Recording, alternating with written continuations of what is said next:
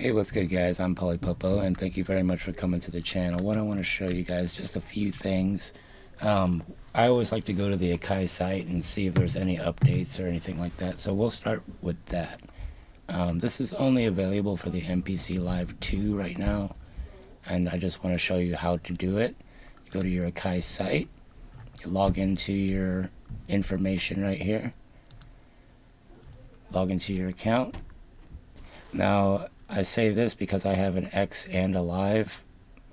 See details here for downloadable products. And see, software, firmware, everything's cool. But then you go to MPC Live 2 and it has this new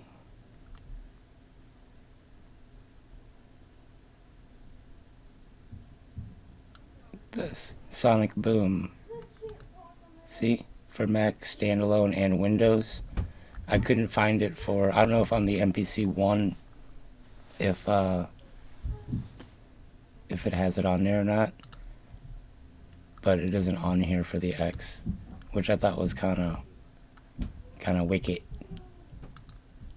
that they don't offer that. But so all I did, I just wanted to let you know that is one thing. So you download the Sonic Boom, and whenever you get your file, you just double click it and it pops up in your MPC. You hit this button here, edit preferences, and what I do, I go to my plugins and I scan my whole drive for anything that's in my computer. It'll pick up anything that's in your computer. So this is the actual kit right here, Sonic Boom. It comes with a ton of stuff. While we're in here, it's alright, I don't really do it, it's just news, alright? But, so MPC Live 2, I don't know if MPC One users get it, let me know in the comments. So while you're scanning this is why I like doing this, because the question that I had earlier was, how do you record audio into the MPC? And it's really cool and everything. It's just a little laggy. You gotta mess with the latency settings and everything. But for me, some reason, I use Fruity Loops and it works very, very well.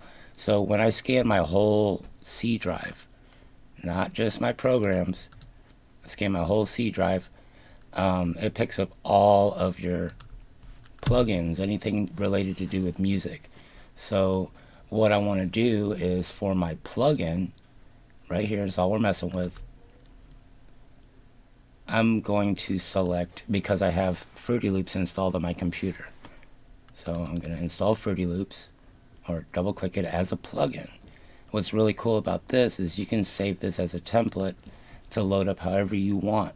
So you got this, and this loads up the way you want. And then of course you can go in here, and me personally, I would like to just load, like, expand on one. On track 2 here, insert, and I would just keep going, velvet, and so on. Square, insert, vacuum pro. Now, whenever I'm in controller mode with my MPC, I can control all of this stuff. But as far as these defaults, oh, they do change now. Before they wouldn't change, which was gonna bring me to my next point, was these knobs and stuff. It's kind of hard to sit here with the mouse and adjust this with the up and down arrow. It's really not that hard, but it's a little time consuming. And these plugins, everybody has access to them, and they're extremely powerful. This is one of my favorite ones. But what's really neat about using any other DAW with this is that, you know how I show how to sequence one track into many tracks and all that. Well, you can still use that in your MPC. You're just, and I can totally make a song in Fruity Loops the same way that I do with the MPC, using my MPC, because it's running right here on one channel, track 1. So track 2 can be something totally different that I'm using in my MPC software, so I can have 2 DAWs running simultaneously. So it's pretty neat. And like I say, I'm not a big fan because you have to really tweak out your audio, okay? So if I were to go into the MPC, up here you have MIDI and then audio. You just hit audio and select your input. If you're not getting any reading, like right now we're not getting anything, I would have to go up here, File, Edit Preferences, and then go to, that is not good. Sorry, brother. Then I would have to go to, what's this? What are we doing? Oh yeah, project defaults, hardware, sequencer, plugins, MIDI sync, audio devices, and then I would select my input of my audio device, which in this case I'm using a Soundcraft USB audio. So if I select this and I hit OK and go in through inputs 1 and 2, I have nothing through my mixer right now.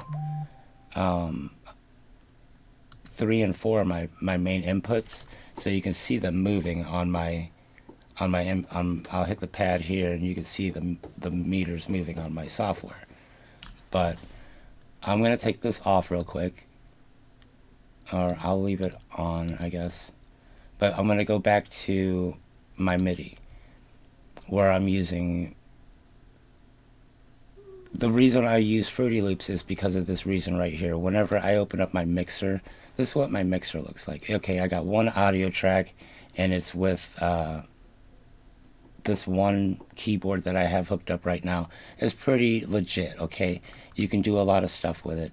Me personally, I like to use this. I've used Fruity Loops since I had my first computer, so I'm loyal to it. And you can use it like this, where it pops up your stuff, and then you also have your mixer, which is super pretty. And whenever you go, of course, you have to go to your options, audio settings, MIDI audio, VST device. It's not gonna let me because I have the MPC running right now with this.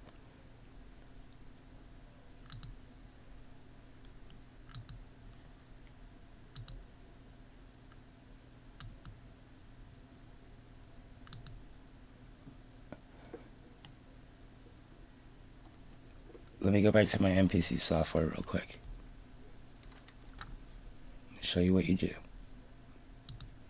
It shouldn't matter. You shouldn't have to take, because you want both of them playing at the same time, right? So we're gonna go to MIDI, VST MIDI output, internal. Come on, brother. General, file. Damn now. What we're gonna do is go into the mixer, go to basic.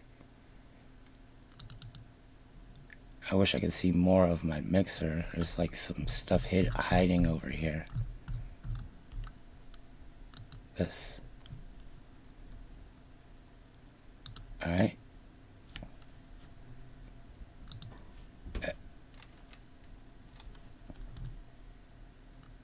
This. Why?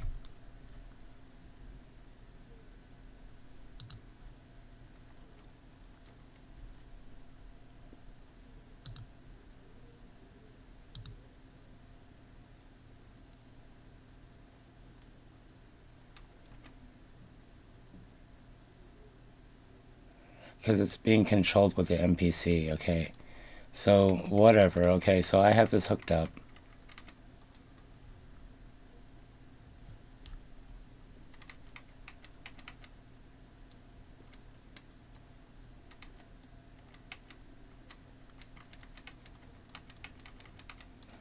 So I got that hooked up into my Fruity Loops so I can see my sounds coming in through this mixer, okay? It just looks a little nicer for me, and I get a whole lot more inserts, and it's just a little bit cleaner. But as far as plugins and everything, I use the ones that come with the MPC.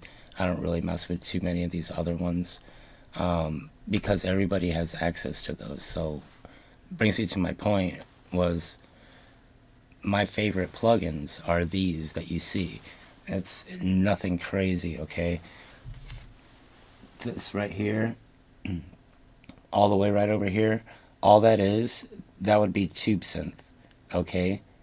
And then this one over here, that would be hype. This rings up here, I can use it as another, all they are different plugins inside of your box. If you look at your MPC and you hit program edit, these knobs right here, every single tab does the same thing as some of these modules do, okay? It's just, I like these modules, they're analog and they hit a lot harder than these inside of the box.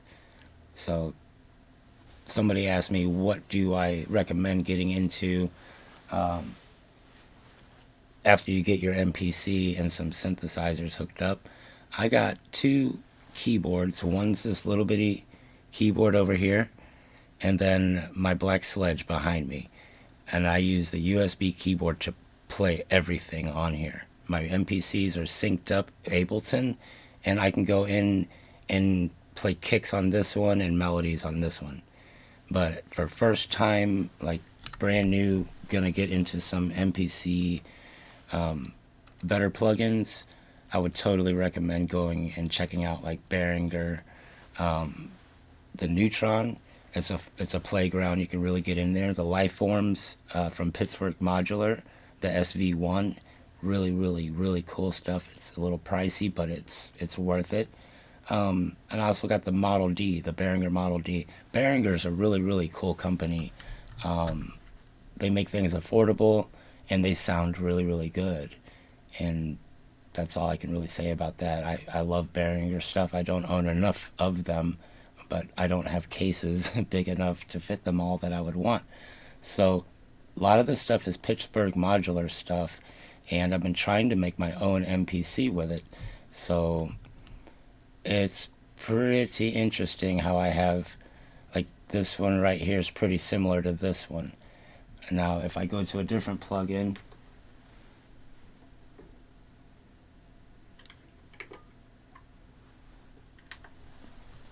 and you got that one, well, maybe I'll use this one here to replicate that one. You know,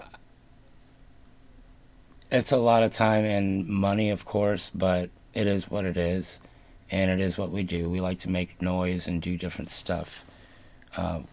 Me personally, I like background music, and I don't know, I like to be in a background in sitcom or movies and stuff like that. It's where I really like to do my stuff.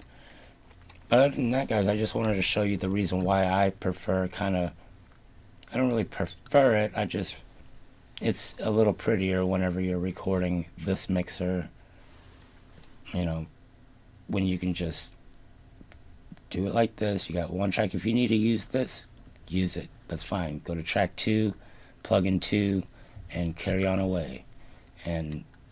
But just know that these already map out with the MPC. When you turn the MPC knob, it maps out. It goes to track 2, track 3 on these here.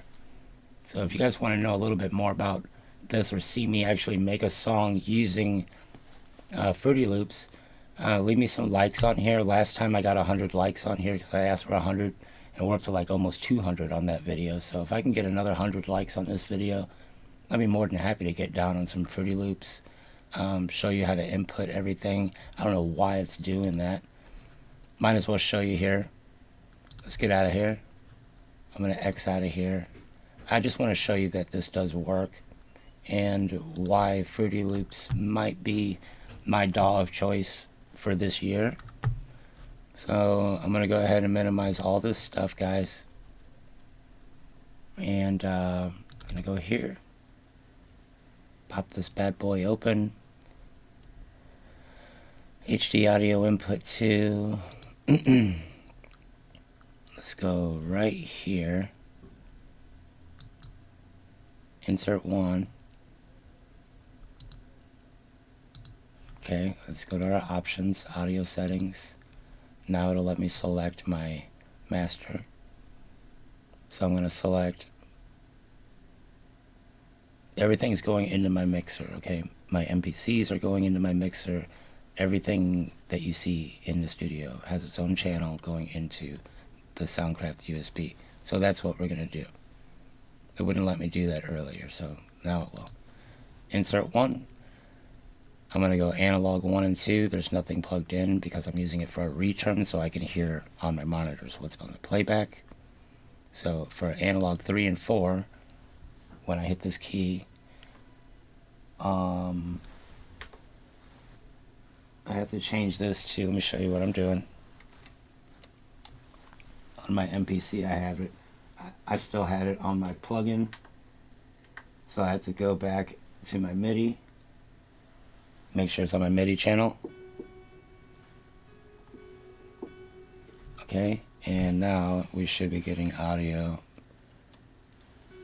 See, it just looks so good. And of course I wouldn't normally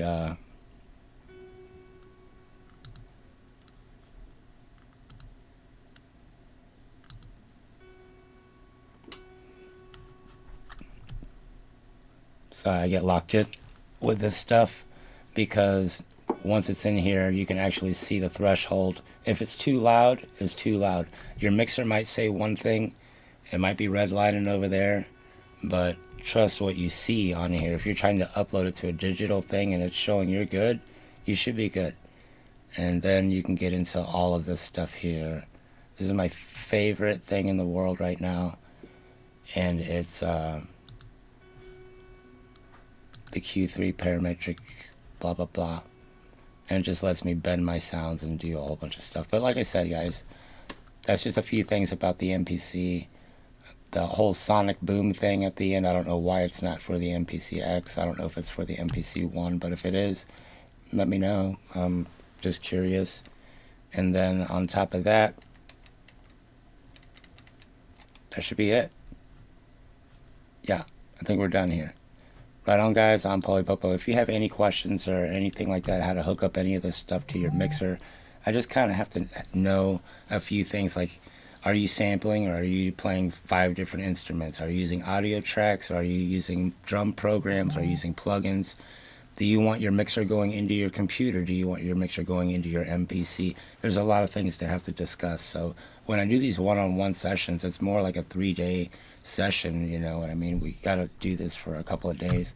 You're not going to learn it all in one day. But I am here to help, so. But I'm going to wrap it up, and I will talk to you guys here in a little bit. Right on. Thank you.